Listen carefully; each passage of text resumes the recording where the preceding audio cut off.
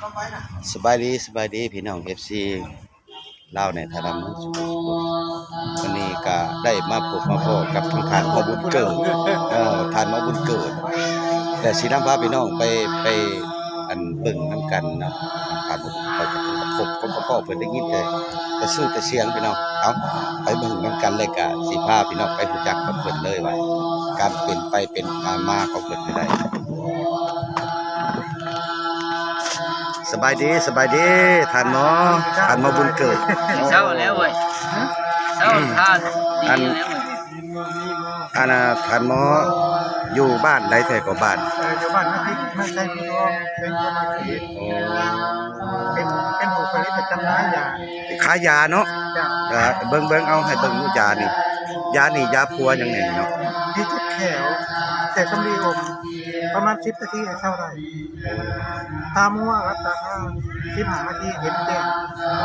กระเพาะจุดเสียบแน่ข้าวเสียบือด้วยเดี๋ยวจะน่ากิน15 หรือ3 นาทีจะเข้าได้ยากได้เป็นตุ่มคันพิษกับเลือดเอาให้คันน้ำคันกินลูกปักเจ็บไม่งอดไม่งุ่มเห่าม้าวอให้หมายพอดลวกเจ็บหัวผลว่าวิ่งหัวม้าเป็นเลือดมั่วเบ้ไก่เนาไก่ตาซูไก่ที่เชื่อไก่เป็นกินเดี๋ยวทำกินใส่ทุกอย่างไม่ใช่เดียวทุกอย่างไม่ใช่เดียวแม่นเป็นคนไม่ได้ร่องเลย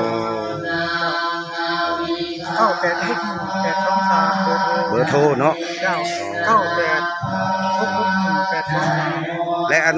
ท่านหมอมาแนวใดนี่ขี่นั่งมานี่หรือว่าแนวใดเนาะ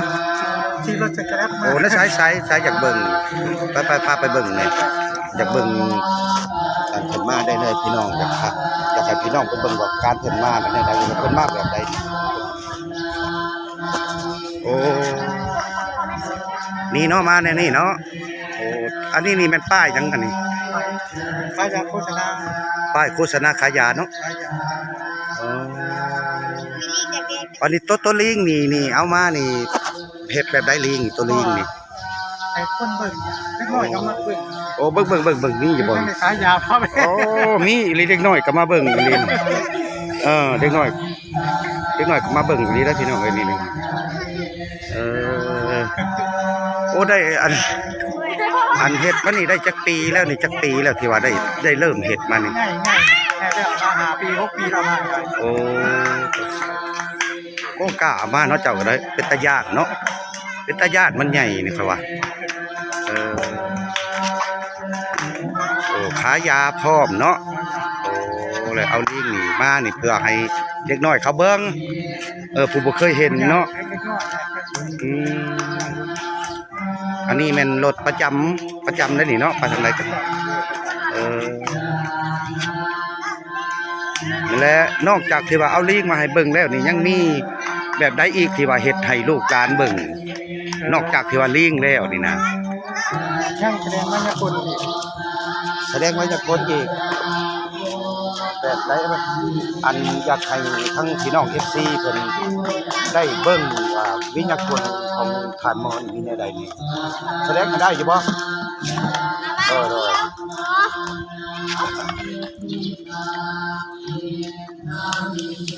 เอาเบิ่งเพิ่นสิแสดงวิญญาณให้เบิ่งพี่น้องว่าเพิ่นมีวิญญาณแบบใดแน่ติดตามเพิ่นกันเดี๋ยวดูเพิ่นกำลังชอบเบิ่งเครื่องเดี๋ยวนี้เพิ่นกำลังชอบเบิ่งเครื่องที่ออกมาแสดงวิญญาณเบิ่งเด้อบักหำเด้อเบิ่งน้ำเพิ่นเด้อ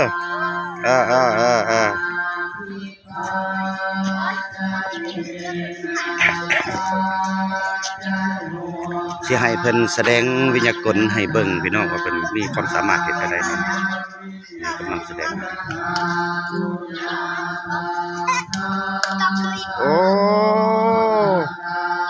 บ่รูดพี่น้องเอ้ยนี่เบิ่งนำกันนี่เพิ่นเอาอันหลอดดูดใส่แก้วเพิ่นชบใส่แก้วเพิ่นอมนี่บ่รูดเฉยนี่กับเป็นตาเงิดอยู่พี่น้องโอ้นี่ถอดออกมาได้เฉยน่ะโอ้กวดบ่ได้มีหยังเนาะป้อนนี่พี่น้องนี่เบิ่งนำกันนั่นเอาเฮ็ดให้เบิ่งป้อนเขาแล้วคาบไว้บ่ตกพี่น้องบ่ออกพี่น้อง พี่น้องกะนาเงิดดองนาเงิดตัวพี่น้องเอ้ยเอาเพิ่นเอาอันหลอดดูดเขาใส่อันของแก้วเป่าแล้วคาบชนหนึงนี่คือว่าบดเอามือออกนี่บ่หลุดพี่น้องตัวที่สองมีอีกอยู่บ่มีเรียกได้อีกแน่เอารอเบิ่งกันอีกพี่น้อง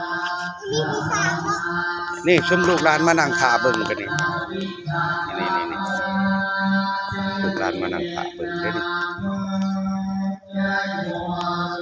แล้วนี่เพิ่นกำลังจัดเครื่องมือออกมาอีก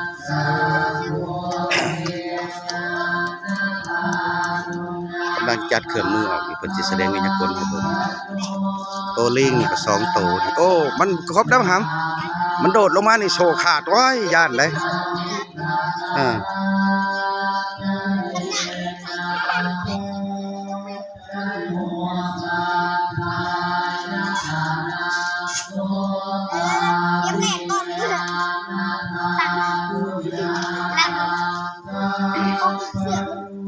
เตรียมเบิ่งนี่อันนี้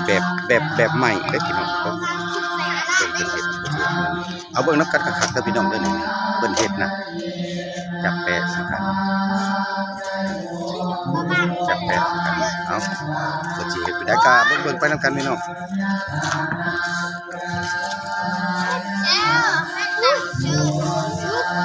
โอ้หมานี่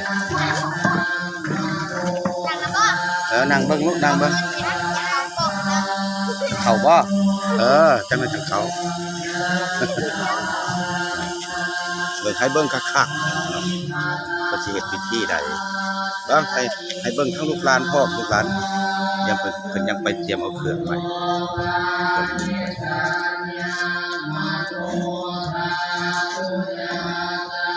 กันสิ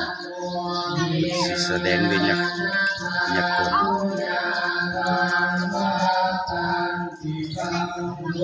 เต่าดอกไม้ต่างๆใส่เอาเสียจะได้เป็นเบิ่งไปนำกันพี่น้อง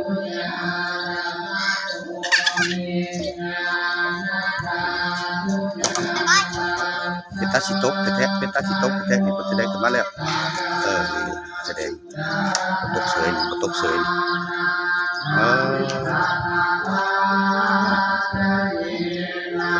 ตกเสยวิทยากรข้ามปัดคือสิบ่ได้ใช้มือแล้วบ่สมบัติไปน้องเบิ่งนำกันนี่บ่ตกเสยนั่น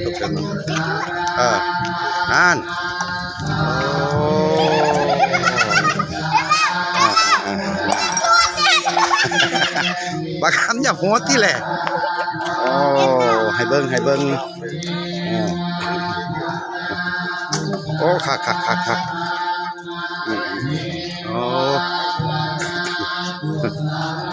นั่นลูกหลานผู้เบิ่งก็โอ้แซวอยู่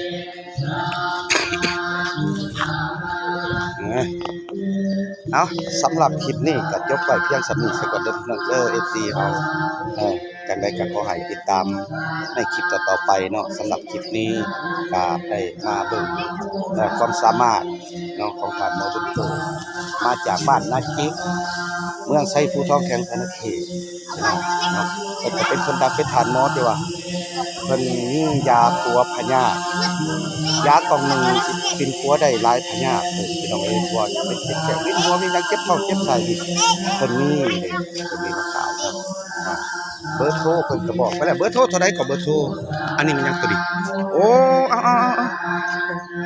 ยังอุ้ยเบิ่งข้างๆก่อนป้าตัวตะปูบักยาวๆพี่น้องเอาเข้าลิฟต์ดังเสยพี่น้องเอ้ยนี่เบิ่งยาวบัดป้าตัว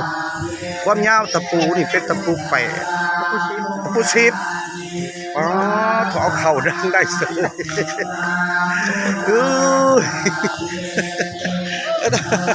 โอ้นั่งหันคักตรงนั้นตัวย่อมพี่น้องใครสิซ้ำกันเกือผู้ขาเดี๋ยวเอาแต่เขาซ้ำนี่เพิ่นน่ะตะปูซิปเขาดังมันสิไปอยู่ไสโอ้ยย่อมพี่น้องเอาจบซะก่อนคลิปนี้พี่น้องเอ้ยติดตามสำหรับคลิปหน้าด้วยพี่น้องสบายดี